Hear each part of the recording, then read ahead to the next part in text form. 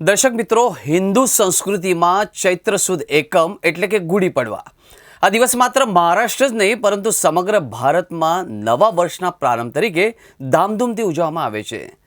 દર્શક મિત્રો, વસંત ઋતુના આગમન સાથે પ્રકૃતિમાં આવતો નવો નિખાર અને માનવ જીવનમાં નવી આશાનો સંચાર એટલે ગુડી પડવા.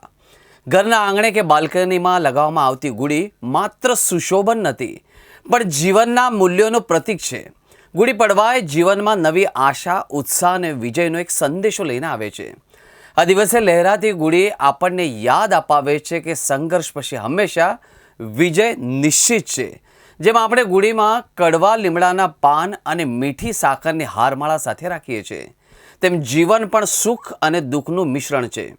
આ દિવસે લીમડાના પાન ખાવાની પરંપરા આપણને શીખવે છે કે મુશ્કેલીમાં કડવાશને હસતા મુખે સ્વીકારશો તો જીવનમાં સફળતા અને મીઠાશનો આનંદ માણી શકાશે. જે રીતે વિજયાદશમી અધર્મ પરના ધર્મના વિજયનું પ્રતીક છે, એવી જ રીતે ગુડી પડવા એ આપણા આંતરિક નકારાત્મક વિચારો પર વિજય મેળવી નવા ઉત્સાહ સાથે જીવનની શરૂઆત કરવાનો પર્વ છે.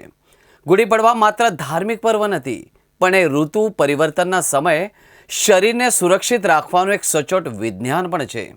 ભારતીય પરંપરા તહેવારને સ્વાસ્થ્ય સાથે જે રીતે વણી લેવામાં આવી છે એનું ઉત્તમ ઉદાહરણ આ દિવસે છે.